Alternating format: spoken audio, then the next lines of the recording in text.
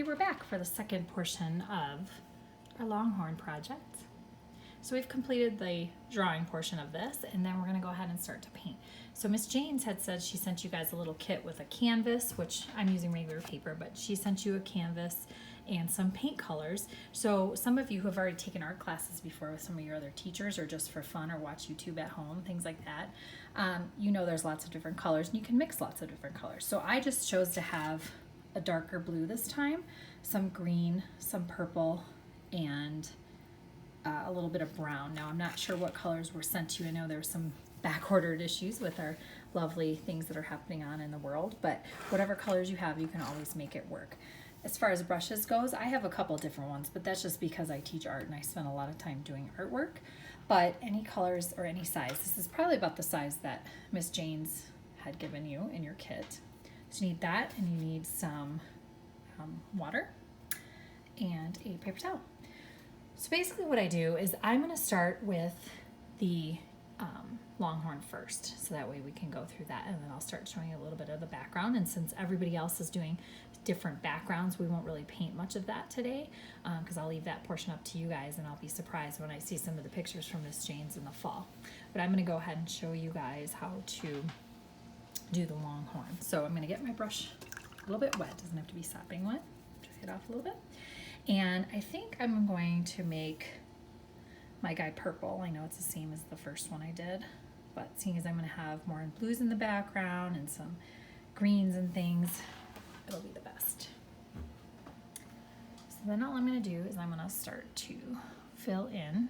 And this is where, if you don't like any of your lines you made, so if you notice on this one, I didn't go all the way to the edge where my pencil is, you can go ahead and erase those pencil marks after you complete all the paint and it's dry. Just make sure the paint is completely dry, otherwise it will rub off. So this way any imperfections will now be covered with the paint.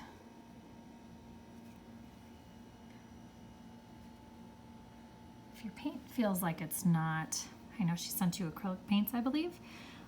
If it's not meshing together real well, or it's too watery, then make sure you blot your brush after you've stuck it in the water. It's not like watercolor where you have to add water every time, but I got a little bit too much water here. You can see it's thinning, so I'm going to blot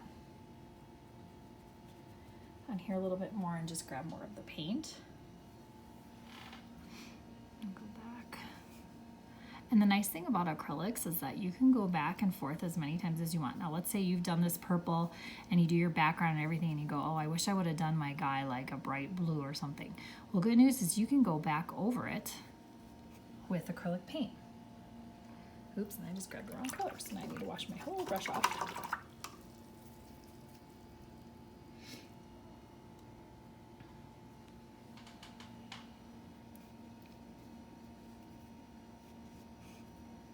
So if you have any trouble, or you want any fun advice for the summer, or the parents would like something to do, I'm going to start doing some of these videos. I think it'd be kind of fun for what we do. I used to teach art, and I'm a property manager, and we have some projects for our properties that we'd like to have done as well. So I'm going to be doing some more videos and things, so I can give you my email, so that way you can email me. It's artsy by nature, so ARTSYBY nature @hotmail.com, and just explain to me who you are, how you got where you are, and if you have any questions, or if there's something that you need to know about or would just be interested in for art. That would be fun. I always like answering those kinds of questions, and I'm sure Miss Jane's can help you guys out too if you have her email for school. Okay, so again, I'm just filling in all the spaces, so it does take a little bit of time. One thing you want to do is make sure you're always painting in the same direction. So I'm not going like this all over the place. I'm going in the same direction as kind of the lines for your longhorn. It's kind of similar to the shape that I'm doing. Whoop, I went a little crazy there.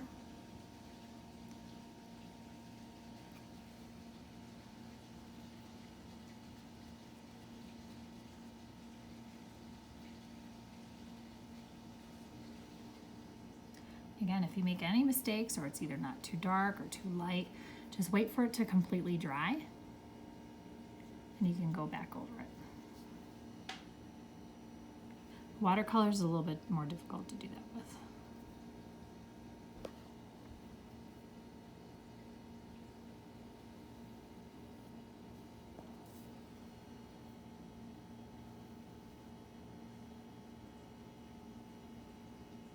Hopefully your hands are a little steadier than mine.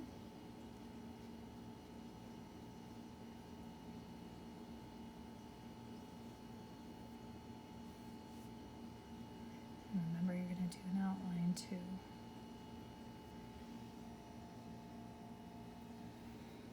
Over on this side here.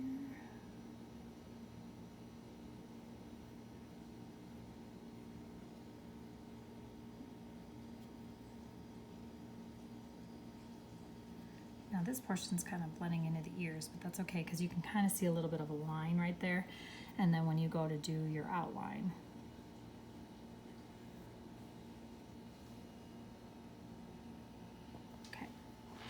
so same thing down here. Now when you do your acrylics here, I'm gonna go from the bottom up, and when I get closer up here, I'm gonna stop and let it dry for a little bit and do my outline, so that way I don't mess up where the lines are.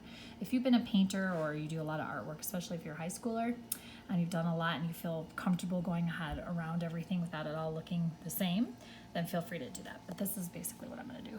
Kind of avoid this section here.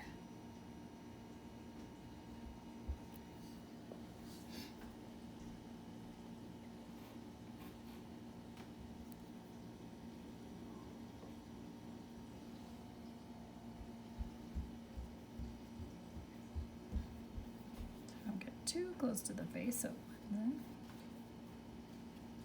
that way we can let that part dry and do the outline.